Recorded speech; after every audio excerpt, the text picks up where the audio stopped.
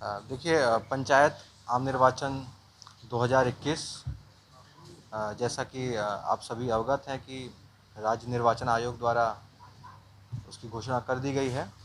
तो पूरे राज्य में 11 चरण चिन्हित किए गए हैं, जिसमें कि विभिन्न जिलों में चुनाव किए जाएंगे, कराए जाएंगे 6 पदों के लिए। हमारे ज़िले में सिवान जिला अंतर्गत कुल 10 चरण में होगा। तो राज्य निर्वाचन आयोग का जो प्रथम फेज़ है उसमें हम लोगों का कोई चुनाव नहीं है। Second phase onwards, second, third till 11th, दूसरे से 11वें तक में हमारे 10 चरण में कुल चुनाव होंगे। कुल 19 प्रखंड, 6 पद के लिए यहाँ पे चुनाव होने हैं। तो जैसा कि आप सभी अवगत होंगे कि नए नगर निकाय बनने से पूर्व हमारे ज़िले में 293 ग्राम पंचायतें थीं। तो नए नगर निकायों के बनने और क्षेत्र विस्तार के होने के कारण अब 283 पंचायतें रह गई हैं, जिस पे आम निर्वाचन संपन्न होना है। तो इसी हिसाब से यदि देखा जाए तो जो 6 पद हैं हमारे यहाँ, 283 पंचायतें अब चूँकि बची हैं जिस पे चुनाव होना है, तो 283 मुखिया, 283 ग्राम कचहरी पंच, 3889 ग्राम पंचायत सदस्य, 3889 उतने ही ग्राम पंचायत पंच, 41 जिला परिषद, पहले भी 41 ही थे, अभी भी 41 हैं, और 395 पंचायत समिति के सदस्यों का निर्वाचन होना है। 4 पद ऐसे हैं जिसका ईवीएम के माध्यम से होगा, और 2 पद ऐसे हैं जिसका बैलेट के माध्यम से निर्वाचन संपन्न होना है। तो जो 4 पद जिसका ईवीएम के माध्यम से होना है वह जिला परिषद, पंचायत समिति, मुखिया और वार्ड सदस्य, इन चारों पदों के लिए चुनाव M2 मॉडल ईवीएम से होंगे, जो कि हमारे ज़िले में पर्याप्त मात्रा में अवेलेबल हैं। 2 पद ग्राम कचहरी पंच और सरपंच, ये बैलेट के माध्यम से संपन्न कराया जाएगा, जैसे पहले पंचायतों के चुनाव में होता था, जैसे 2016 में हुआ। तो हमारे ज़िले में कुल 10 चरण में चुनाव होंगे।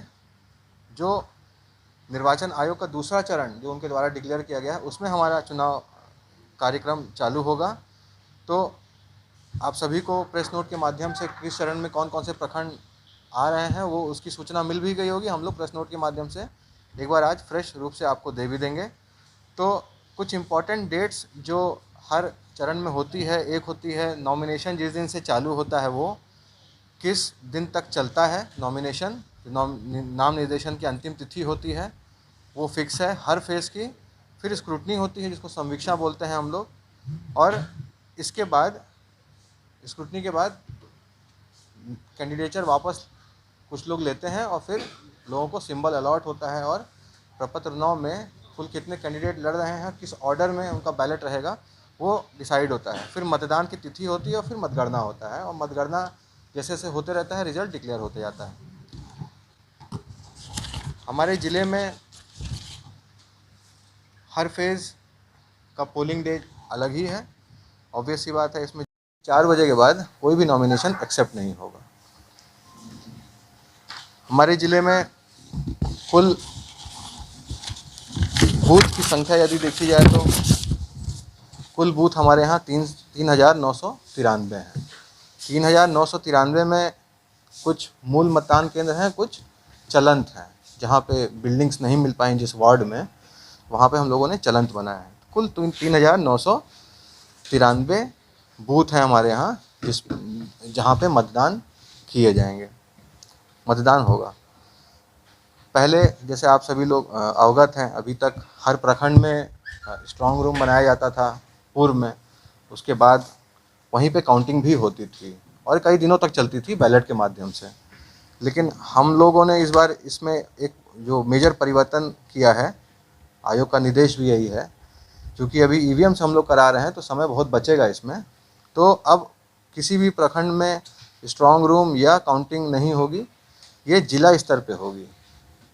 तो कुल 4 लोकेशन डिसाइडेड है जहाँ पे स्ट्रांग रूम बनेंगे, इन सभी प्रखंड के हैं, और काउंटिंग भी उसी जगह पे होगी।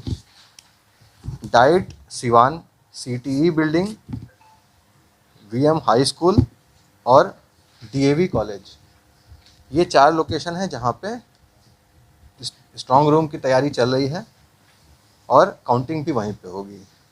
किस प्रखंड का किस जगह पे स्ट्रांग रूम बनेगा और काउंटिंग होगी, ये आपको प्रेस नोट के माध्यम से हम लोग दे देंगे। लेकिन इन्हीं चारों जगह पे हम लोगों का स्ट्रांग रूम होगा और काउंटिंग भी यहीं पे होगी, और इसके लिए बिल्कुल प्रॉपर तैयारी की जा रही है जैसे विधानसभा में की गई थी। तो किसी कैंडिडेट को या उसके इलेक्शन एजेंट या काउंटिंग एजेंट, उसको किसी प्रकार की कोई दिक्कत नहीं होगी, इस बात की पूरी एहतियात हम लोग अपने स्तर से बरत रहे हैं। जिला स्तर पे 22 तरह के कोषांग बनाए गए हैं जो कि आज की तारीख में फुल्ली एक्टिव हैं, और इसमें इन लोगों का एक ट्रेनिंग कैलेंडर आज से कल में इशू हो जाएगा, और विधिवत हमारे सभी कोषांगों को ट्रेनिंग मिल चुकी होगी अगले 10 दिन में। और प्रिसाइडिंग अफसर P1, P2, P3 जो एक प्रथा रही है, उनको भी ट्रेनिंग दी जाएगी। लेकिन यहाँ पे चूँकि ईवीएम से हो रहा है, पद अधिक हैं, जैसे एक बूथ पे यदि आप देखें तो 4 सेट ईवीएम और 2 बैलेट बॉक्स हम लोग भेजेंगे। तो अमूमन एक ईवीएम और एक वीवीपैट जाया करता था विधानसभा या लोकसभा में, लेकिन यहाँ पे 4 सेट ईवीएम जा रहा है। तो यहाँ पे मतदान कर्मियों की ज़्यादा आवश्यकता है, तो इसीलिए कुछ नए तरह के पोलिंग पर्सनल आइडेंटिफाई किए गए हैं। जैसे P3 तक होता था, तो अब P3A, P3B, P3C, अब हमें रिक्वायरमेंट एडिशनल लोगों की है, तो उसको चिन्हित कर लिया गया है, और इनकी ट्रेनिंग भी हम लोग पूरी कोशिश करेंगे कि जो हमारा नॉमिनेशन फ़ेज़ 1 का जो ख़त्म होगा, फ़ेज़ 2 का कह लीजिए, उसके पहले इन सभी को ट्रेनिंग देके पूरे इलेक्टोरल प्रोसेस से इनको अवगत करा दिया जाए।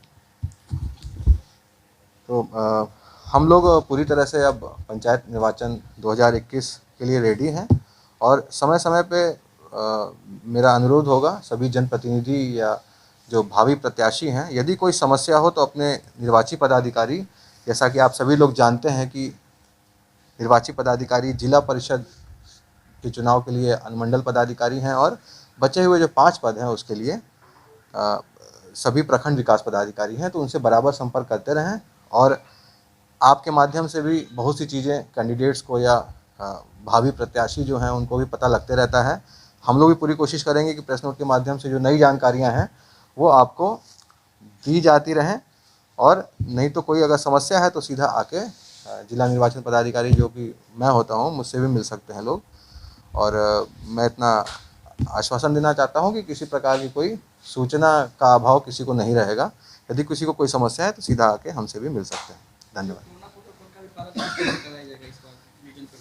देखिए, इसमें कोरोना गाइडलाइंस आई हुई हैं, जैसे थर्मल गन है, उसके माध्यम से लोगों की स्क्रीनिंग करनी है, ग्लव्स का इस्तेमाल किया जाएगा, और इस तरह की बातें हो रही हैं, और ये चीज़ें और कोडिफाइड मैनर में लिखित रूप से और प्राप्त होंगी, तो हम लोग उसका अनुपालन भी हम लोग करा लेंगे। लेकिन अभी पोलिंग बूथ पे कैसे तैयारी होनी चाहिए पोलिंग डे के लिए, उसके लिए अभी एक्चुअली काफ़ी दिन है। तो जैसे जैसे गाइडलाइंस हमारे पास आते रहेंगी उस तरीके से हम लोग उसको निर्देश देते रहेंगे। लेकिन अभी क्या है कि जैसे आप नए गाइडलाइंस को देख रहे होंगे, अनलॉक फेज़ में हम लोग हैं, सारे दुकान, सारे प्रतिष्ठान खोल दिए गए हैं, रेस्टोरेंट 50% कैपेसिटी पे बैठने की बात की जा रही है। तो यहाँ पे किस तरह का रिस्ट्रिक्शन और लगा सकती है निर्वाचन आयोग, वो देखने वाली बात है। तो यहाँ पे ज़्यादा रिस्पॉन्सिबिलिटी वोटर्स के ऊपर छोड़ा गया है कि वो खुद कोविड प्रोटोकॉल का पालन करें। जैसे मास्क है, आज की तारीख में सभी के पास है, तो वो खुद लगा के पहुँचे हैं। यदि किसी को इस तरह की दिक्कत हो रही है तो अभी भी जैसे काफ़ी समय है पहला पोलिंग डे के बीच में, तो वैक्सीन ज़रूर ले लें।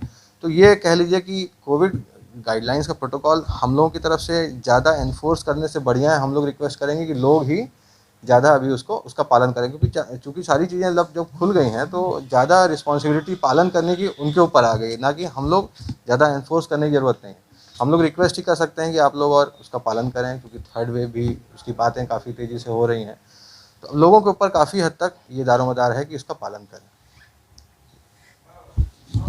Thank you. कुछ नए प्रयोग भी हो रहा है। हाँ। तो जो 4 ईवीएम लगेगा और ग्रामीण इलाके के जो लोग हैं, खास करके महिलाएं, उनको पहले जानकारी इस तरह की बताई, कहीं बताया, जागरूक किया गया ईवीएम साफ नहीं, देखिए इसमें दोनों चीज़ें हैं। एक तो स्वीप प्रोग्राम जो होता है, ये ईवीएम का इस्तेमाल व्यापक पैमाने पे 2014-15 लोकसभा विधानसभा में किया गया था।